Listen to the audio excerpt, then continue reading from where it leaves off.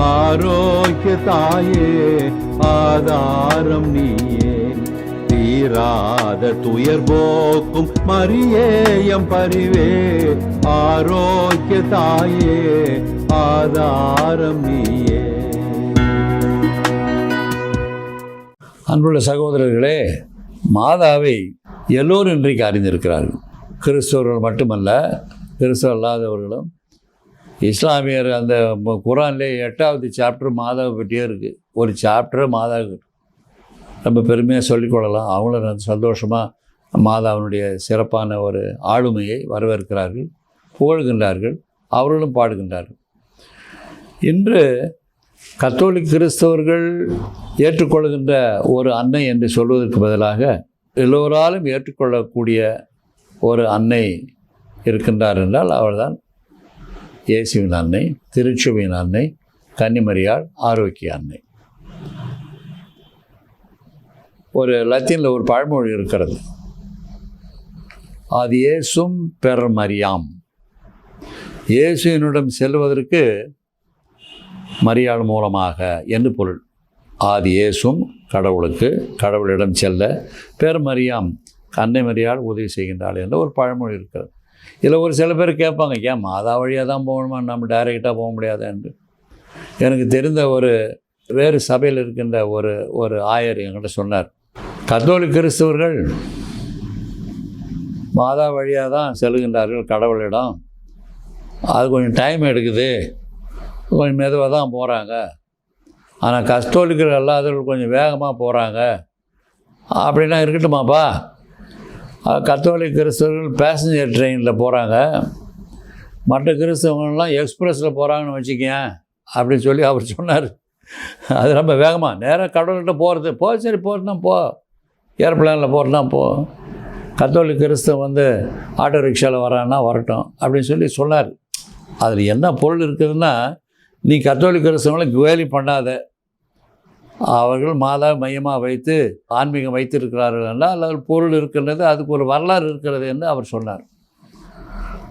ஆகவே நாம் கன்னிமரியாளை திருச்சபையின் அன்னை என்றும், ஆரோக்கிய அன்னை என்றும், லூர்து அன்னை என்றும், பாத்திமா அன்னை என்றும், சலேத் மாதா என்றும் பலவிதமான பெயர்களை வைத்து உத்திரை மாதா என்றும் மாதாவை பெயரிட்டு அழைத்து அவளை நாம் வாழ்த்துகின்றோம். அவங்களுடைய பக்தி இல்லாத ஒரு கத்தோலிக் கிறிஸ்தவம் இருக்கிறது என்று யாரும் சொல்ல முடியாது. 2ஆம் வத்திக்கான் புஸ்தகத்திலேயே கன்னிமரியாளை திருச்சபையின் அன்னை, she is a mother of the church என்று பிரகடனம் செய்திருக்கின்றார்கள். அவளுக்கு என்று தனிப்பட்ட பேர் உண்மைகள்லாம் இருக்கின்றன. கன்னிமரியாள் ஜென்ம பாவம் இல்லாமல் உற்பவித்தவள், கன்னிமரியாள் இறைவனின் தாய், முப்பொழுதும் கன்னிகை, கன்னிமரியாள் அமல உற்பவம், கன்னிமரியாள் ஆன்ம சரீரத்தோடு மோட்சத்துக்கு இழுச்செல்லப்பட்டிருக்கின்றார்கள். இந்த பேரு உண்மைகளெல்லாம் கத்தோலிக் கிறிஸ்தவர்கள் ஏற்றுக்கொண்டு அன்னையை புகழ்கின்றார்கள், வாழ்த்துகின்றார்கள். அவள் வாயிலாக நிறைய நன்மைகளை பெறுகின்றார். இது டொன் போஸ்கோனுடைய வாழ்க்கையிலும் இடம்பெற்ற ஒரு மாபெரும் ஒரு நிகழ்ச்சி, ஒரு அனுபவம். டொன் போஸ்கோ தன்னுடைய சபையை ஒரு அருளுங்க மரியா என்ற ஜெபம் என்ற ஒரு ஜெபத்தை பர்த்தலோமே கரல் என்ற சிறுவன் மூலமாகத்தான் அது ஆரம்பித்து வைத்தார் என்று ஒரு வரலாறு இருக்கிறது. அந்த ஒரு சாதாரண ஒரு அனுபவம், ஒரு முறை சொன்ன அந்த அருளுங்க மரியாயை இன்றைக்கு உலகத்திலே 2வது பெரிய சபையாக சலீல் சபை வளர்ந்திருக்கிறது என்றால் அதற்கெல்லாம் அடிப்படை ஆதாரமான ஒரு காரணம் அன்னை மரியாளுடைய பங்கு தான். ஆக அவளுக்கு என்று ஒரு சிறு பாடலை நான் பாடுகிறேன். அது ஆரோக்கிய அன்னையின் பாடல். ஆரோக்கிய அன்னை, அது வேளாங்கண்ணி அன்னைக்கு பாடப்பட்டாலும் கூட இன்றைக்கு வேளாங்கண்ணியை தெரியாதவர்கள் யாருமே இருக்க முடியாது. ஆகவே உங்கள் அனைவருக்கும் இந்த ஒரு பாடலை பாடி நம் அனைவரையும் அவருடைய பாதத்தில் வைக்க நான் முயல்கிறேன். சாருகேசி ராகம், அந்த ராகத்தில் பாட்டு. ஆரோக்கிய தாயே ஆதாரம் நீயே, தீராத துயர் போக்கும் மரியே எம் பரிவே. ஆரோக்கிய தாயே ஆதாரம் நீயே, மரியே வாழ்க, மரியே வாழ்க, மரியே வாழ்க. தீராத போராட்ட வாழ்க்கை எங்கள் தீயில் போக்க வர வேண்டுமே. கரை சேராத ஓடங்களானோ எம்மை திசை மீட்க வர வேண்டுமே. வேறெங்கு போவோம் வினை தீர வேண்டி, வேறெங்கு போவோம் வினை தீர வேண்டி. விளங்கோ எம் தாயே உன் தயவானதாலே, ஆரோக்கிய தாயே ஆதாரம் நீ.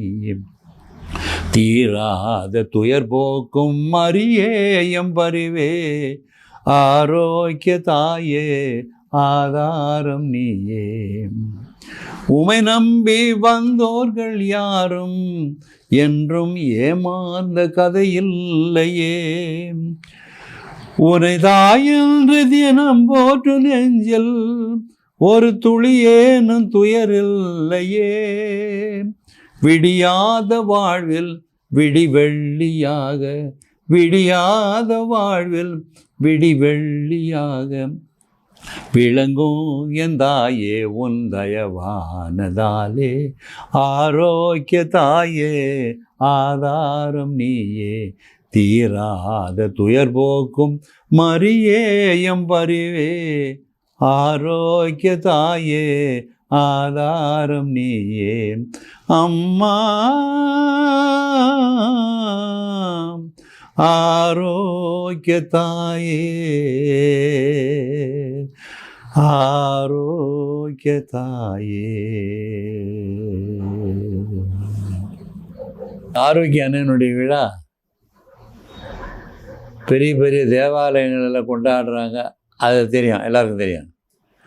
ஆனால் எல்லோராலும் தமிழ்நாட்டில் கொண்டாடப்படுகின்ற ஒரு விழா இருக்குன்னா அது ஆரோக்கிய மாதா விழா தான். பட்டிகளிலும் தொட்டிகளிலும் சாலைகளிலும் சாலை வீதிகளிலும் சாலை முடுக்குகளிலும் முக்குட்டுகளிலும் அண்ணனுடைய திருவுருவத்தை வைத்து ஒரு தேர் திருவிழா கொண்டாடி, இதில் எல்லாருமே சப்ஸ்கிரிப்ஷன் கொடுக்குறாங்க.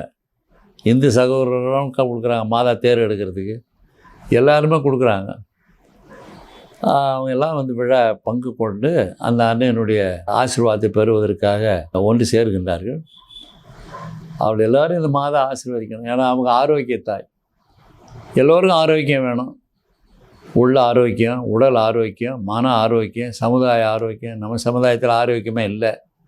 எல்லா விதமான ஆரோக்கியத்தை அந்த ஆரோக்கிய அன்னை தான் கொடுக்கணும். ஆக இன்றைக்கி சொன்னால் அந்த வேளாங்கண்ணி சொல்லலாம், நம்ம சென்னையில் பெசன்ட் நகரை சொல்லலாம். இன்றைக்கி ஆரோக்கிய மாதாவினுடைய பக்தி இல்லாத இடம் எங்கேயுமே கிடையாது. ஆகவே இந்த ஆரோக்கிய அன்னையை வழிபடுகின்ற எல்லோருக்கும் கிறிஸ்தவர்களுக்கு மட்டுமல்ல, எல்லா சகோதரர்களுக்கும் அந்த பக்தியை முன்னெடுத்து செய்கின்ற அந்த பொறுப்பாளிகள், தேர் திருவிழா கொண்டாடுகின்ற பொறுப்பாளிகள் ஆகிய அனைவருக்கும் அந்த அன்னை ஆசீர்வாதத்தை வழங்க வேண்டும். தன்னுடைய மகனும் நம்ம ஆண்டவருமாகிய இயேசு கிறிஸ்துவினுடைய ஆசீர்வாதத்தை பெற்று தர வேண்டும் என்று சொல்லி அன்னையினுடைய விழா வாழ்த்துக்களையும் ஆரோக்கிய அன்னையினுடைய தனிப்பட்ட உடனிருப்பையும் உங்கள் அனைவருக்கும் நான் கொடுக்க விரும்புகின்றேன். எல்லாம் வல்ல இறைவன் தந்தை, மகன், தூய ஆவி நம் அனைவரையும் ஆசீர்வதிப்பாராக. ஆமேன். இயேசுவுக்கே புகழ், மரியே வாழ்க. இயேசுவுக்கே புகழ், மரியே வாழ்க, மரியே வாழ்க. ஆரோக்கிய தாயே ஆதாரம் நீயே.